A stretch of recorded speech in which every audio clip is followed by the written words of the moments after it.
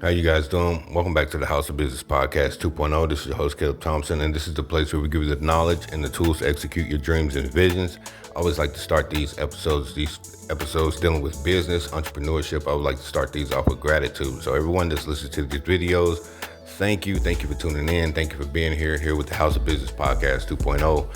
Like I said, this is the place where we give you the knowledge and the tools to execute your dreams and your visions. Anything that you want to do in this life, becoming an entrepreneur, monetizing your gifts, your passions. This is the place where we will give you that information and to help you. So today we're going to talk about the CEO's transition. The CEO transition. So transitioning as a CEO from working on the business and not in the business.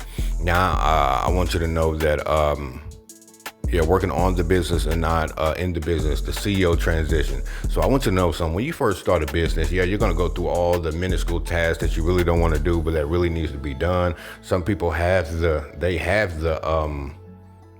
finances to be able to order staff, to be able to hire staff or order certain things. Like, I'd like to hire a logo designer. I would like to hire someone to do the business plan. I would like to hire someone to help build the business operational systems, or go all the way far back. If you just want to start a company, but you don't know exactly what you want to do, you can do anything that you want to do, but it needs to be something that you love to do and that you would do without money, because there will be some turmoil in being an entrepreneur. You will have to go through some resistance. I don't care if you're just now up and coming entrepreneur and someone who you don't know did a SWOT analysis on your business, and now they see you as a threat. They see that, they see the strengths, your weaknesses, they see the opportunities. Instead of 9 times out of 10, instead of collaborating with you, they will see you as a threat, and they will, compare menus, they will compare products, compare services, and then they will compare prices. They will compare all these things, every aspect of your business, especially if they are in the same business sector as you and they're in the same town or the same area. After doing a thorough SWOT analysis on your company without your knowledge, they will silently start to target your audience. They will start to target your customers. They will start to target your prices and see how they can pull those customers from your business to their business. So that is something that you can do. You can analyze another company, but with doing that, you need to focus more on your products and services without comparison, because you do not want to drop the value of your products or your services just because someone else comes in town and they're selling ice cream for $1 and you're selling ice cream for $3.50, and you feel like people are going over there. But I tell you what, when people eat your ice cream, you need to come up with a recipe, or you need to come up with some flavors that when people come to eat your ice cream, they know that this is a gourmet spot. I'm not going to drop my price or my value just to sell cheap items to stay to try to compete with the competition. They're not even competition, because they're selling dollar ice cream cones. We sell gourmet hand churned ice cream. You know what I mean? We have to elevate our brand instead of lowering our brand or our prices to compete. You never compete, you elevate. So when someone, just say if someone has a fitness, they sell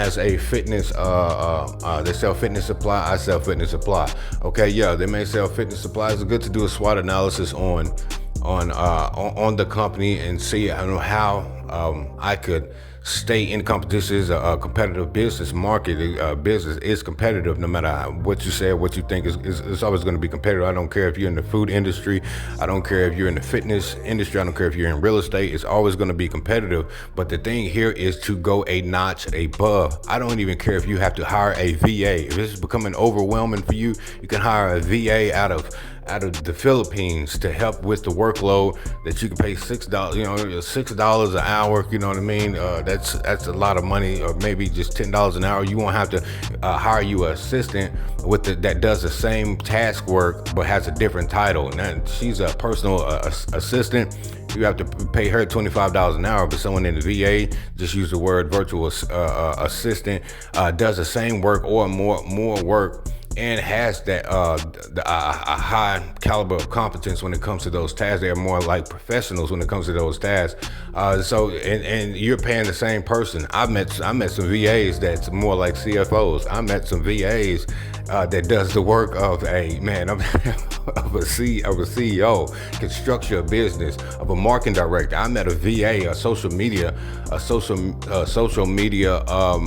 marketer that was basically a marketing director. This just social media posts or small things like that, but was basically should have been making $120,000 a year, more like a chief marketing officer. Was a C-suite executive, you know what I mean, with the level of expertise that these people have, but they just don't have that economic opportunity to be paid their value where they're from. But with us and with the currency, the conversion of currency from U.S. To their type of currency, it will balance out with them being able to eat on a higher scale in their area where they live. So it does balance out. $6 an hour here, converted into to rand from South Africa, developed into certain type of rupees and things like that.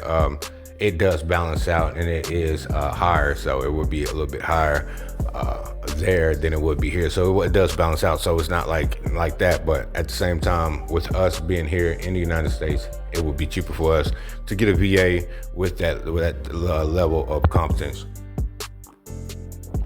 Okay, like I said, man, the CEO transition and what we're talking about working on the business is not in the business. This is one of the first things I need you to know.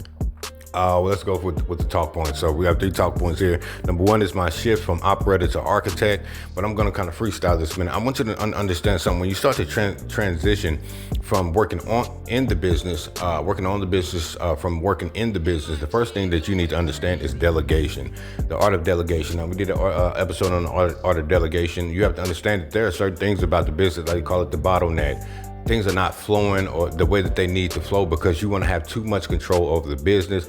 You have to anticipate something that's going to happen in this company, and I need to think of everything bad that could happen for this company, and I need to create a fail safe for that department. I need to create I need to put some type of precautions in place with the anticipation of these things happening. If something happens here, okay, we already have a backup. We already know what's going to happen, and then I need to think of everything good that can happen and then find a way to amplify that. So those are the parts of the business that before you start to delegate these tasks and before you start to give power over to your employees and give power over to certain individuals, because that's basically what it is. Your business is a bank, and you're having everybody safeguard a safety deposit box.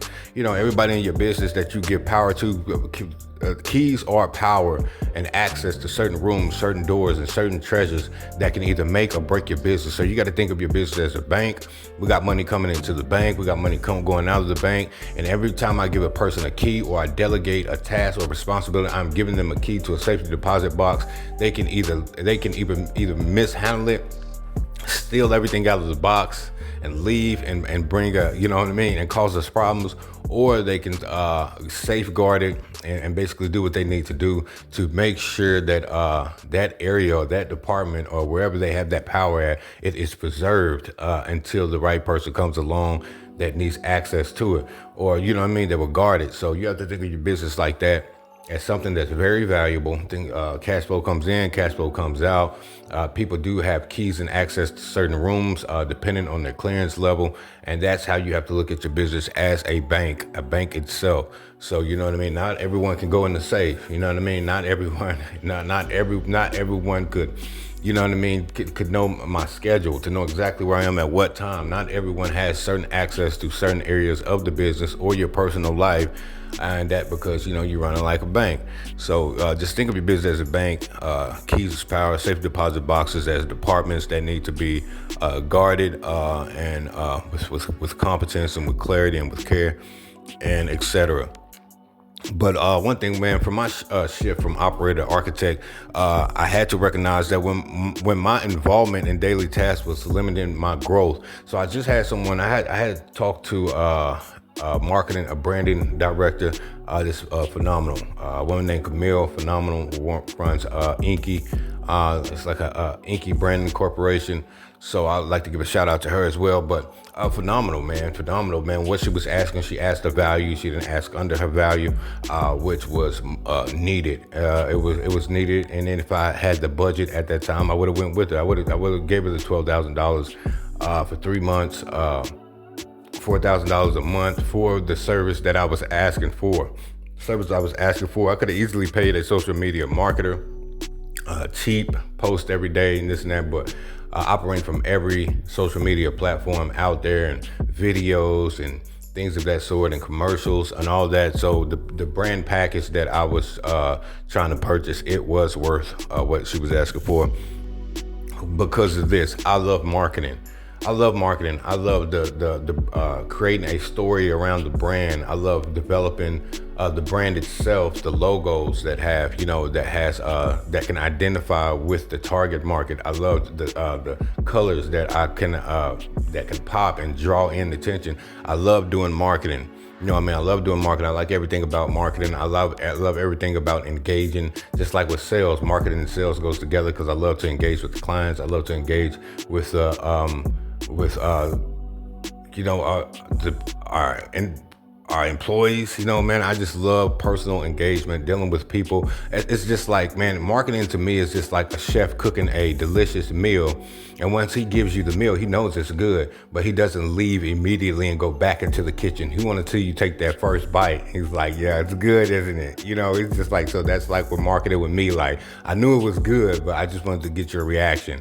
And if you need anything else, you let me know. So, so that's what marketing is to me. It's probably one of the best meals that the meal is phenomenal. The meal is good, but at the same time, you don't just drop the meal off and leave. You sit there, you watch them take their first bite, and then he's like, yeah, it's good, isn't it, man? So, you know what I mean? But I can teach you how to cook like this. Like let him cook. No, let him cook. But I can teach you how to cook like this.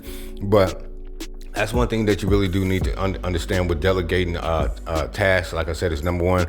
And then also understanding that your involvement inside of the business is basically limiting the growth of the business. Your business cannot scale to the level that it really needs to scale to. You cannot say, let's go just from a couple weeks, $1,000 to 5,000 to 10,000, all the way up from million to 5 million to 10 million to 20 million.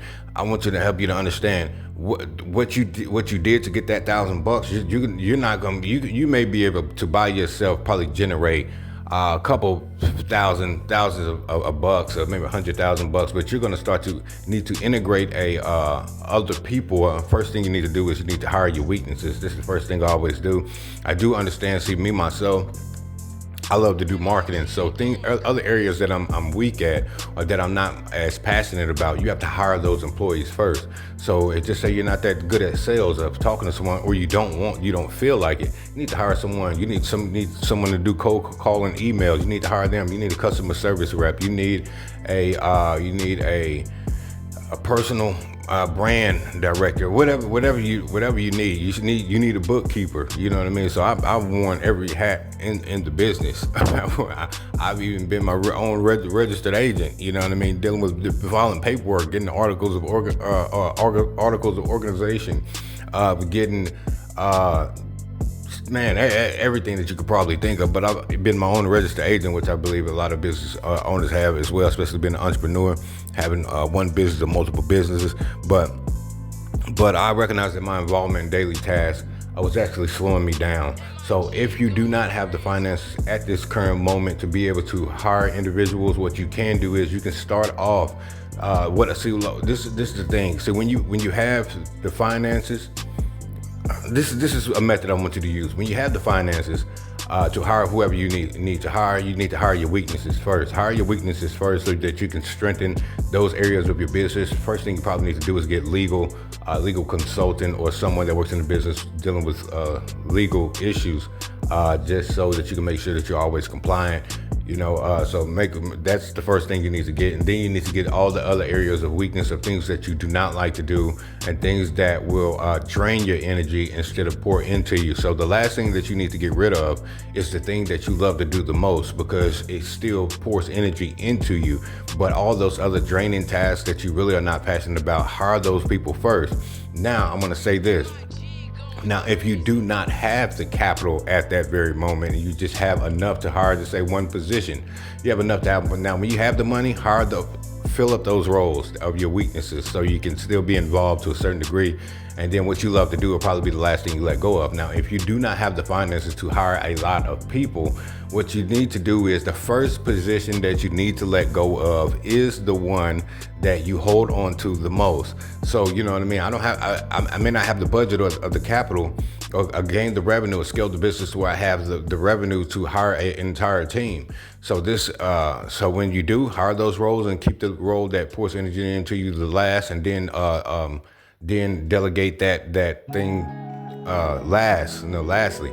But on the flip side, if you do not have the capital, you can hire one person. The number one person you need to hire is the person that's keeping you from growing, and you need to give up that thing that you love the most. If I can hire one person, the first person I need to hire outside of someone with legal compliance, the first person I need to hire is the person to take over the role of what I love to do, and because it will force me to grow. It will force me to give up that thing that I do so effortlessly and that thing that I love and I'm passionate about, and it will push me to the next level of being the version that I need to be instead of being stuck. You can't be a CEO and an employee at the same time. Now, what I mean by that is this: you cannot limit your vision for the company by being so involved to the point that you don't want to delegate any tasks. You're micromanaging. You can't grow like that. You know what I mean? You can't grow. You can't expand the vision for the company. How can you come to a conference?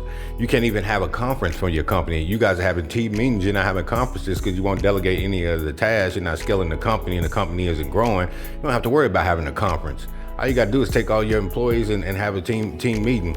But once your company grows to a certain extent, you can have a conference. You can start to have bigger tax write-offs for trips, and you can give away more things as they're continuing to work, and give away more holiday gifts and things like that to your employees for doing such a great job. You won't be able to do that if you're sitting there micromanaging. You're sitting all the time. You know what I mean? You might cause a lot of turnover because people are intimidated by you being there as the owner, and you don't really, as a CEO, want to be so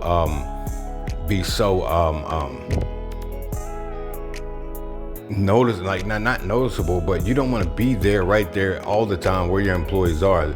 Sometimes some people do not need access to you. Some people on this level don't need access to you. Some people need to be able to go through someone to get to you, just like problems. You know what I mean? When there's a problem in the company, it shouldn't go directly to you. It should go from this person, then that complaint should go to this person, and then that complaint may go a little bit higher, but someone before it gets to you needs to deal with that complaint. Someone needs to deal with that task. Someone needs to deal with that problem or with that project before it gets all the way up the chain of command to you. So that's the same thing, just like it's just like you're the CEO, but you're your own personal entity, like which we all are your own. So it has to go through, before it gets to you, it has to go through certain levels of protection.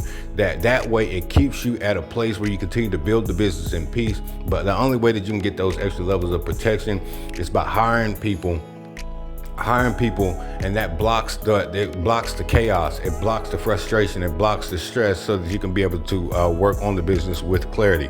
But I learned my role as a CEO is to design the vision, the strategy, and the direction, not manage every detail of it. You don't have to sit there and manage every detail of it, but if you can reiterate whatever is in your mind that you see. I can see us having 30 companies, turning these 30 companies after they all start to scale and prosper past the 5 million mark, turning these companies not going public with the companies, but after reaching 10 million in each company, turn the companies into a personal ETF for investment for silent investors, or someone that wants to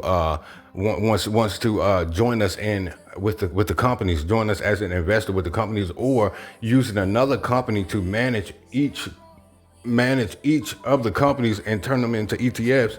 So you can have someone that comes in and says, hey man, I'm looking for something to invest in. Okay man, you don't have to do the S&P 500. Man, we have a company that has 30 companies from each business sector, and then this is what you can do. We have 3 different portfolios that you can pick. This one, this has a fitness store in it, this has a storage garage in it, and these are the numbers that they're doing every year. And then over here we have the real estate company that's that's under this holding company.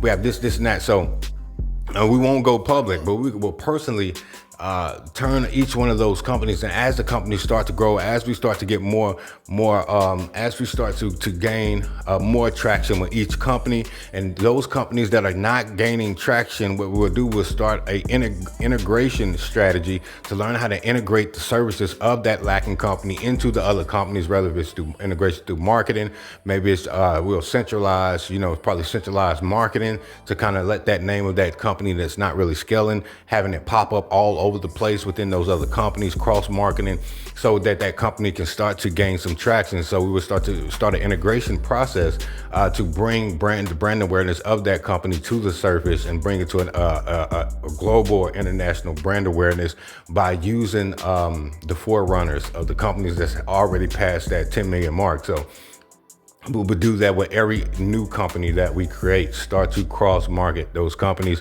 that don't really have high level brand awareness.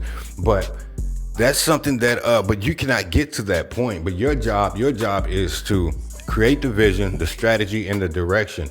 And that's one thing that when I first started off, man, I had a company, Times Square Gardens restaurant company. Man, I had 4 employees, my 4 core, because the 4 core employees, man, they were from all over the world. I had my human resource director that basically just did all the onboarding. She was from India.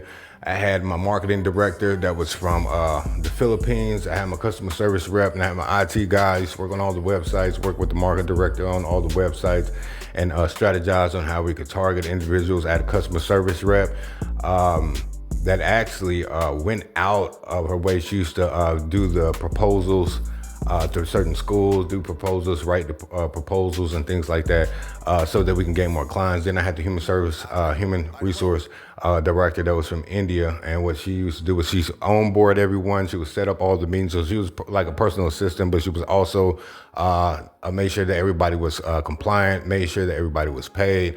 And I would deal with her directly. So, and then everyone didn't have that access to me until we had meetings every week. Then it went from 2 weeks, but not everyone had that access to me. They had to go through her. And then that kept a lot of stress off of me as well. But one thing I learned about that experience, is that if you do not sit down with yourself and really understand how to reiterate your vision, like I knew exactly what I wanted to do. I've thought about it. I've dreamed about it. I knew exactly what I want to do. I knew exactly how I wanted to do it, but I couldn't reiterate that to a place where others could understand it. And what that means is ultimately it ultimately made that vision at that particular time fail. So if you can say that I want to do this, I want to do that, and you know exactly what you want to do, but if even if you wrote it down on paper, you need to learn how to verbalize your thoughts. If you do not know how to it doesn't have to be intellectual. It just has to be it could be layman's terms, but it has to be at the point where you can understand that they know exactly what trajectory, what trajectory is this company heading to, my vision for this company. You have to learn how to verbalize that. If you do not know how to verbalize your dream or know how to, it's not like a sales pitch, but just giving some people that you are leading, giving them clarity and understanding on exactly what you want to do with this company to the point where they can understand it and it can make them a believer that is going to work, and they will want to be behind you and they can see exactly what you see. But you have to find a way to verbalize that. You have to find a way to take these thoughts, wrap them up in words and feed them. You know what I mean? Not baby feed them, or feed them to the people who you have hired to follow you. If you cannot help people to understand your vision clearly, I wouldn't want to lead someone if someone's like, like that video's like, come over, it's like, where are we going? It's a surprise. It's a surprise. Like, you like surprises? Like, yeah, I like surprises, but I don't like surprises when my job, my life, and my time and my energy is on the line. You like surprises? Okay. No, so you can't be like that when you are a CEO or when you are somebody in that position. You need to learn how to verbalize You need to learn how to verbalize your vision and your thoughts, and learn how to articulate those things when it comes to people really wanting to follow you, people really wanting to be a part of your team and be a part of what you're building. You need to be able to share your vision with them in a place where they can understand it. So, but now I focus on building a roadmap instead of driving every mile myself. So now I just build the roadmap. I sit back and I say, and sometimes it's good to build the foundation of every business or everything that you want to do before you launch it. So that way, once everything is already, you're not learning as you go, but you're learning as you go. So, but you already have everything in place. So there's been many of times I've built the entire business from the ground up, from the foundation of the business operational systems. I've built, let's say, I've done the meetings, I've done the bookkeeping, I've done everything. But at the same time, I really didn't start to learn or experience what I had built until I got the ball rolling, start to hire people and things of that sort. But sometimes it's good to build the entire thing, and then also once you build the entire thing, you kind of know exactly what you're looking for. You build the operational systems, and then it would have to be slight modifications, or someone would come in and say, man, you can do this a little bit easier here, you can do this a little bit easier here. But you won't have to learn as you go from scratch. You can build an entire business. I don't care if it's a lemonade stand. Okay, man, we built the lemonade stand. We got the best lemonade on this side of the Hudson River.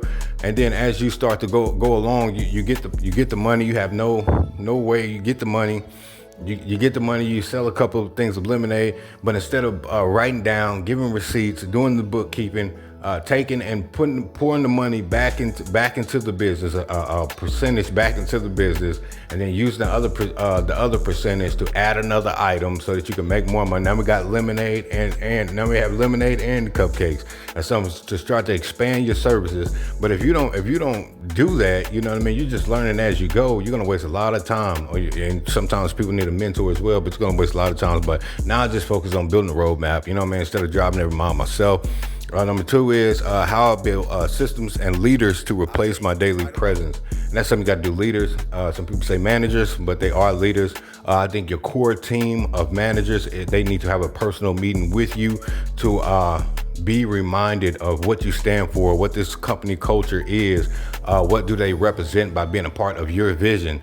They have to ultimately believe. Like I said, I work for a company, and when I work any company that I ever worked for, I wanted to know the vision of the person whose company that was, so that I can be in compliance or be in alignment with what they wanted to build. I didn't want to go in and try to make it my own, but whatever their standards were, either I wanted to raise the standards to give the company itself a better name, or put it in a greater light.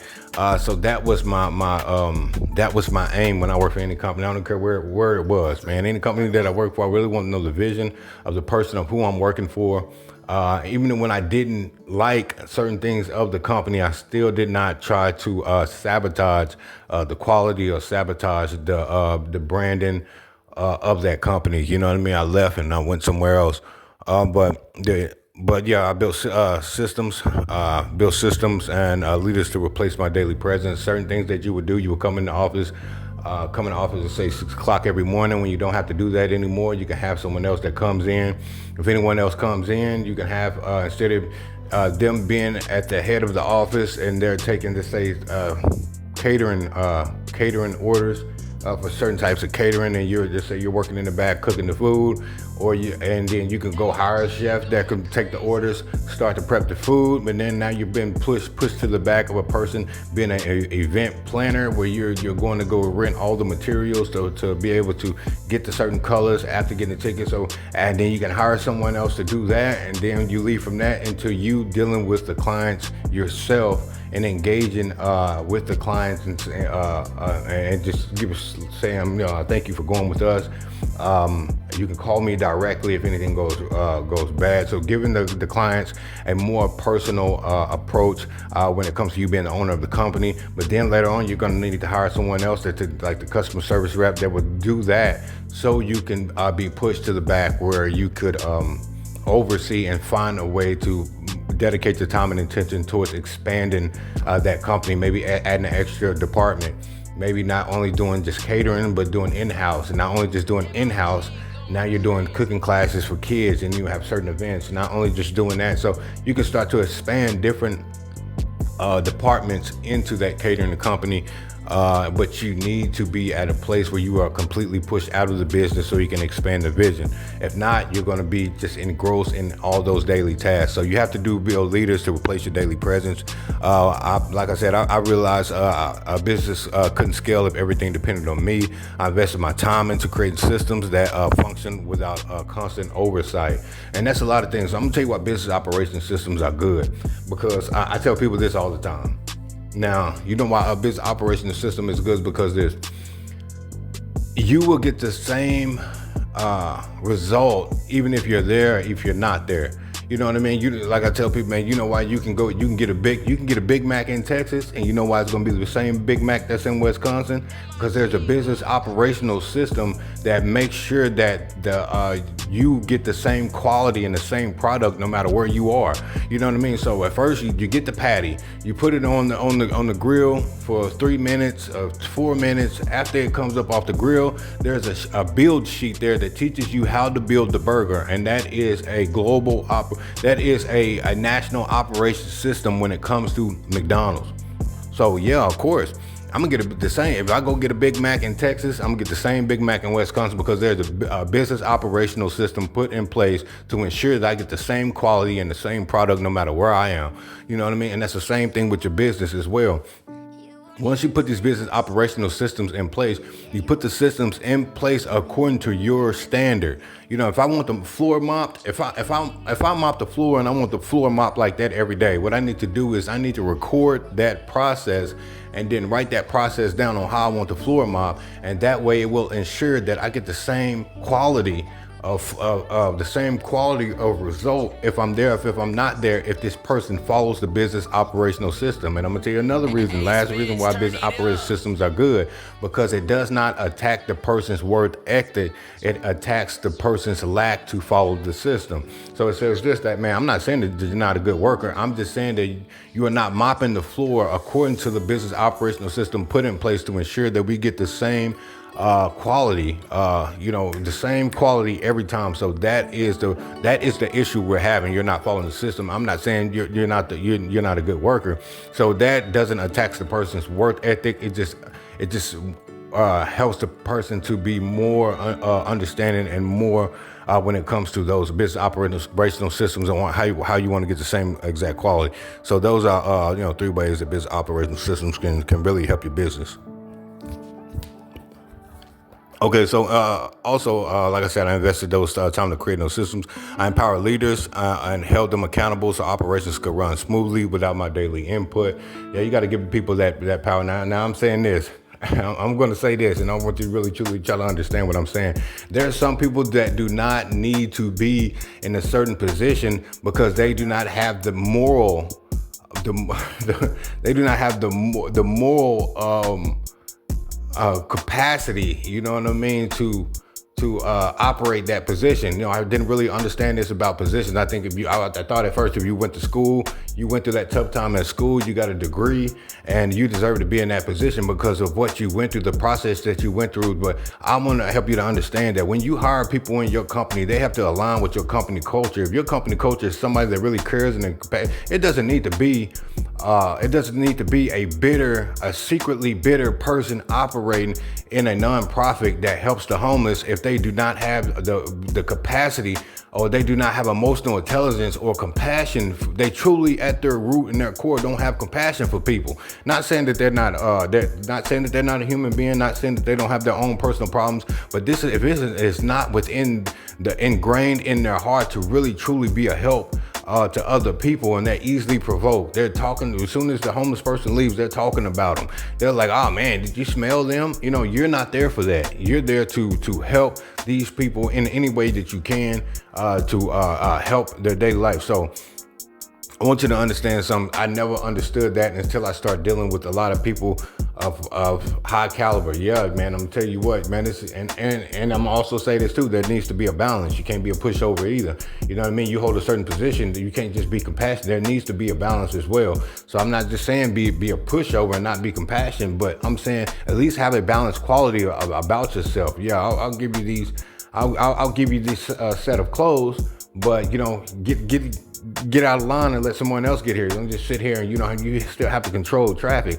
But when it's dealing with homelessness and clothing and or dealing with certain 501c3s and dealing with different types of companies. I'm not saying, but what I am saying is you have to learn how to let that emotional intelligence kick in when it's needed. You have to be both emotionally, physically, spiritually, intellectually balanced across the board when you are in a higher position. You just can't just because you're competent. Competence is a large part of having that position. You want somebody that's competent. Just because you got now some systems, it just depends on the position. But just because you got a good heart, don't mean that you're competent in running this position.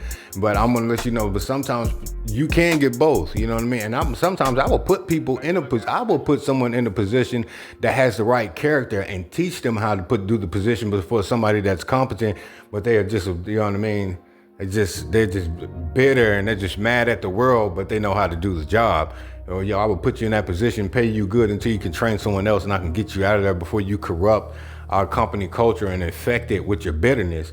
You know what I'm saying? I wouldn't want to do that either. You know what I mean? would not just deal with it, but some people would infect your company culture and run around gossiping, lying, start things that your company didn't even have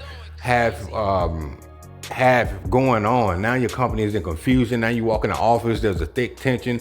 You hired one person that was competent, and they went around and they've just corrupted and infected the whole entire company with lies and gossip, and now it's just turned into a big place of competition instead of people really helping each other to build the company and making sure it went to being a family to family rivalries, like secret family rivalries. So you know what I mean. So you do have to watch, you know what I mean, who you allow to hire in your company.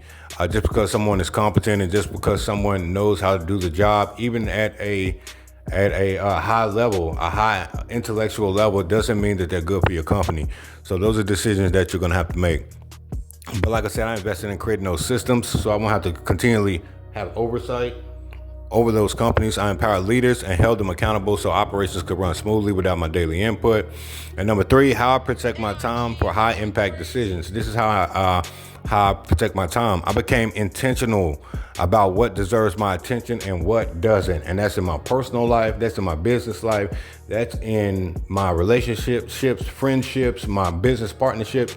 How you want to protect your time for high impact. See, a lot of times when you're around the more people you are around, the less value you have. Now people say, man, but I'm gonna tell you something. Every millionaire, every billionaire, every person, they were in a place of isolation at one point in their time where they built their value to the point where that value could be hidden, and they had to be thrust into a position with other people who thought how they thought, that seeing their vision, that seeing what that's different. But they wasn't always, if they were always around their friends, their value would drop. They wouldn't be creative. They wouldn't be disciplined. If they were always around a group of people. So you know what I'm saying? You have to understand this, that if you want to protect your time for high impact decisions, what you need to do is you need to get around a group of people that are creatives like you, or you need to isolate yourself and build yourself in the darkness, in isolation, build your skill set, build your value, build certain areas of your life that you know that you're lacking in. And then once people get a whiff of you, they're like, where has this guy been all the time? Where has this guy been? You know what I mean? Where did this person come from? But the whole time you have been doing everything in the dark, in the secret, disciplining yourself before people even knew who you were. So that it's okay. So but become intentional about what deserves your attention, what deserves your energy. Energy is the new currency. Energy is the new currency. Energy is money, is energy. Anything that you manifest on this planet is energy. It is an energy frequency. If I want to, and it comes to, sometimes it comes with action as well. You can just sit here and chant something to happen. Things do happen like that, manipulation of energy. But what I'm saying is, what you want to do is, if you want to manifest something, you have to align with that frequency. So I can't say, man, I'm the best basketball player there is out there. I'm the best basketball player there is out there. Now I need to take that and I need to continue to run that through my mind while I'm putting the actions on being a basketball. The action has to come with the dialogue. The inner dialogue plus the action equals the manifestation. So, faith without works is dead. Faith is the idea. The works is the action in order to bring that faith or that idea or that ideology into the present, and it is all on the energy frequency. So, but just be careful and be intentional about what deserves your time, your attention, your energy, and what doesn't. But I reserve my time for strategy, partnerships, and long-term planning. There's been a lot of times, man, I've had meetings and we've had good meetings, and the meetings were good, but later on after the meeting, I started to notice certain things, or my energy was off, or something like that, or you start to understand that certain things about, man, why this partnership isn't in alignment with what I want to do. You cannot just go in partnership with anyone. I had a guy that was in Korea. They had oil in Korea, but it was just something, man, that wasn't right about that situation. I can't be a broker for a Korean oil company, and we're having meetings and stuff like that. It just wasn't right. You know what I mean? It would have put me at the level that I was at. It's not like I was a millionaire or a billionaire at the time. I may be able to justify how I got that job. You know what I mean? With me being a businessman, me doing international trade, me having licenses for international trade and things like that. But at that time, just someone reaching out to me and they could see my expertise and they want me to be a broker for crude oil in Korea. And you know what I mean? I didn't have the status and to be able to combat how I got that contract. So, you know what I mean? Not saying that I couldn't do, but I just didn't want to deal with it at that time. So now being who I am, it's quite possible that I would have those type of connections. But then, it wasn't. I didn't even see myself as someone being able to have those type of connections. So because my frequency wasn't in alignment with that opportunity, it passed me by. And I didn't have the connections I needed to sell it either. So there went that.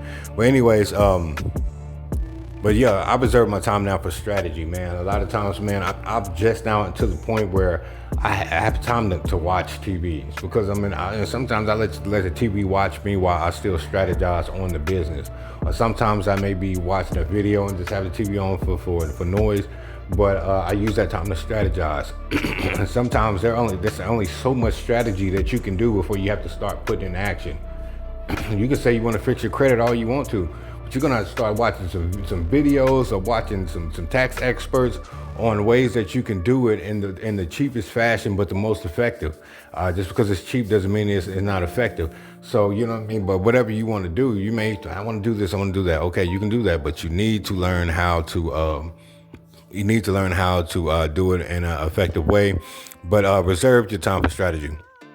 Last but not least, I've learned that when I protect my time, I protect the future of my business. Everyone does not deserve your time. I want you to know that I want you to say it with me. Everyone and everything does not deserve my time. Now I want you to let's say it again. Everyone and everything does not deserve my time. Do not feel overly obligated to rescue every single person, whether it's in your family, whether it's a business partner, everyone does not deserve your time. I don't even care. Sometimes, everyone does not deserve to have access to you. I would rather be in a place of isolation away from everyone so I can preserve my energy and I can focus on what I need to focus on than to be bogged down with this family member calling, that old friend calling, people trying to pull you back into certain patterns, people trying to manipulate you. Some people do not need access to you at all because you haven't even built yourself or built your discipline up to the point where you even know how to say no to certain things. They hit you with a guilt trip and then now you feel guilty and now you're being pushed back into the same pattern that you're working to get out of, all because someone knows how to manipulate your emotions and you feel obligated to be there for them. Yeah, maybe they bought you a cheeseburger in '87 and they haven't let it go, and you still feel guilty and feel like I need to be there for this person, man. Some things you need to let go, man. That cheeseburger, thank you for it and move on. Some people make you feel guilty for some things that you never asked their help on doing. Some people will help you, man. You need me to help you to put that tire on your car? Yeah, I'll come by tomorrow and put it on for you. And then they'll hold that against you as if you owe them your 401k. You know what I mean? Sometimes when people will help you with the intentions of creating a emotional debt track record with you so that they can use you later, man. Sometimes you just gotta say, man, I thank you for what you've done, but I don't owe you anything. I didn't ask you to do that. Thank you for what you've done. I'm gonna show you gratitude, but do not let people control your life with these emotional debt charts that they create in order to be able to control your life and being able to infiltrate your life whenever they get ready by using that debt and that emotional guilt card to be able to access your life and using that as a key. So, be careful about, protecting your time, because when you protect your time, you protect your future and the future of your business, the future of your household, the future of your marriage. Protect your time. Do not let everyone need your energy. Everyone spend time with everyone, because some people just come around just to try to pry and get information about you, your family, your marriage, how things are going, for the simple fact that they, that they just want that information to be able to use some bullets to use at you. So use discernment. Don't let everyone in your energy. Don't give your time to everyone. And that also helps to protect the future of your family, your marriage, your business, and other aspects of your life. So, man, this is the House of Business Podcast 2.0. This is your host, Caleb Thompson. This is the place where we give you the knowledge and the tools to execute your dreams and your visions. This episode was called The CEO Transition, from working on the business, from working in the business. So going from working on in the business to working on the business. We'll see you back here Saturday Eastern Standard Time, 6 p.m. Eastern Standard Time. Come here live from New York City. Peace.